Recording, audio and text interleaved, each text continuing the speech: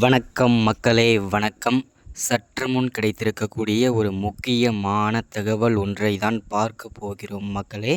சற்று முன் திமுகவிற்கு தலைவராகவும் தமிழகத்திற்கு முதல்வராகவும் வலம் வந்து கொண்டிருக்கக்கூடிய முதல்வர் ஸ்டாலினுடைய மனைவி தற்போது கவலைக்கிடமாக அப்போலோ மருத்துவமனையில் அவசரமாக அனுமதிக்கப்பட்டிருப்பது பெரும் அதிர்ச்சிக்குள்ளாயிருக்கிறது மக்களே. பெரும் சோகத்தை ஏற்படுத்தியிருக்கிறது மக்களே.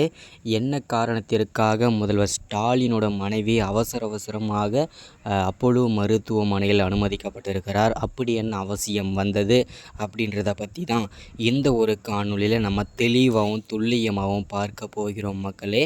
அது மட்டும் இல்லாமல் 2 நாட்களுக்கு முன்பு கள்ளக்குறிச்சி மாவட்டத்தில் கோர சம்பவம் ஒன்று இருந்தது மக்களே. அதை பற்றியும் ஓரளவு பார்க்கலாம். அதற்கு முன்பாக நமது அரசியல் நியூஸ் சேனலுக்கு நீங்கள் புதிய பார்வையாளராக இருப்பதற்கு வாய்ப்புகள் நிறையவே இருக்கிறது.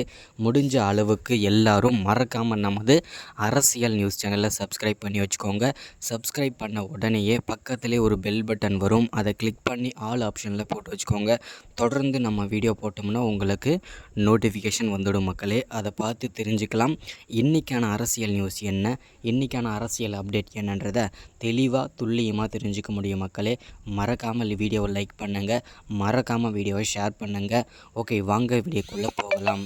சற்று முன்பு கிடைத்திருக்கக்கூடிய ஒரு முக்கியமான பரபரப்பான சோகமான தகவல் என்ன அப்படின்னு கேட்டிங்கனாக்கா, தமிழகத்திற்கு முதல்வராகவும் திமுகவிற்கு தலைவராகவும் அழகாக வலம் வந்து கொண்டிருக்கக்கூடிய முதல்வர் ஸ்டாலினுடைய மனைவி தற்போது அவசரமாக கவலைக்கிடமாக மருத்துவமனையில் அனுமதிக்கப்பட்டிருப்பது பெரும் சோகத்தை ஏற்படுத்தியிருக்கிறது மக்களே. இது என்ன காரணம் அப்படின்னு பார்த்தீங்கன்னாக்கா, இன்னும் சரியான காரணத்தை அப்போலோ மருத்துவர்கள் வந்து வெளியிடவில்லை மக்களே. இதுதான் இப்போதைக்கு தகவல் நமக்கு கிடைத்திருக்கிறது. அதுவும் உளவுத்துறை ரிப்போர்ட் மூலியமாக. இதை தொடர்ந்து வந்து பார்த்திங்கனாக்கா 2 நாட்களுக்கு முன்பு கள்ளக்குறிச்சி மாவட்டத்தில் வந்து ஒரு கோர சம்பவம் அரங்கேறியிருந்தது. எல்லாருக்குமே தெரிஞ்சிருக்கும்னு நினைக்கிறேன். நியூஸ் பார்த்துருந்தா 130க்கும் மேற்பட்ட விவசாய குடும்பத்தினர்கள் வந்து கள்ளச்சாராயம் அறிந்து பரிதாபமாக உயிரிழந்திருப்பது பெரும் சோகத்தை ஏற்படுத்தியிருக்கிறது மக்களே. அது மட்டும் இல்லாமல் இதற்கான முழு காரணமும் திமுக தான் ஏற்க வேண்டும்.